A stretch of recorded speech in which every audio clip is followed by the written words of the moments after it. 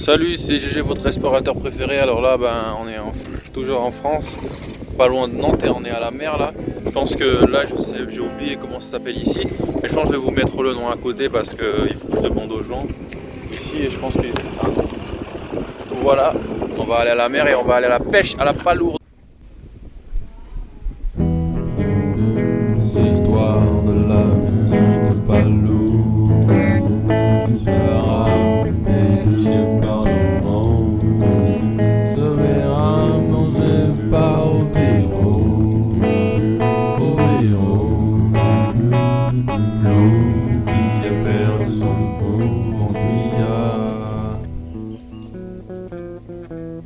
Oh, yeah.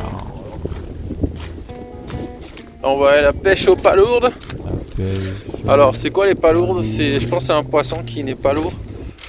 Il n'y a pas ça en Guyane par contre. Hein.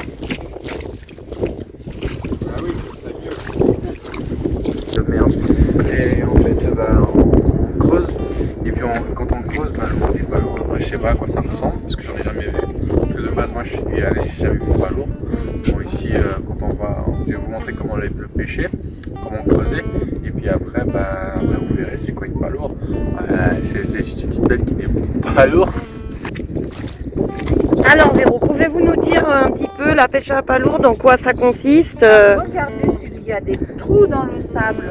Et s'il y a un petit trou, on enfonce et alors, on enfonce et on soulève. Et il y a quelques parfois, là c'est un caillou. Il y avait pas de trou. Donc là, ça, on le met à l'intérieur. Alors, attends, je lave un peu la Non, palourde. mais la laver.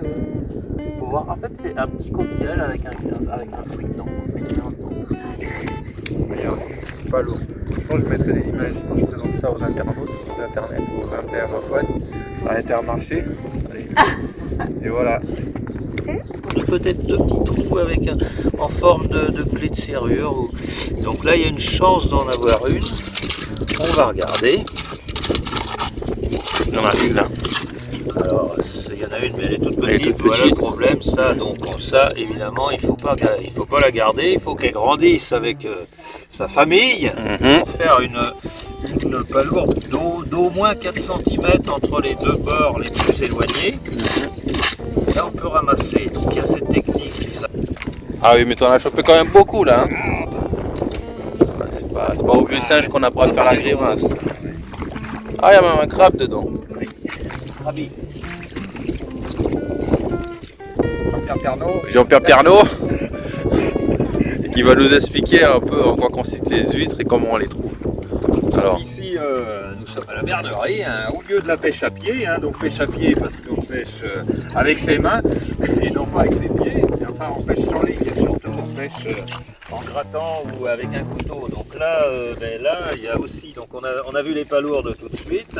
Il y a aussi des huîtres. Alors malheureusement, heureusement, on est au mois de juillet. Et à ce moment-là, c'est la période où les huîtres sont en reproduction. Donc elles sont, comme on appelle, laiteuses, c'est-à-dire que la semence est dans l'huître et certaines personnes les consomment. C'est pas immangeable, mais bon, c'est pas apprécié du tout chez nous. Malheureusement, on va en ouvrir une, on va regarder ce qu'il y a dedans.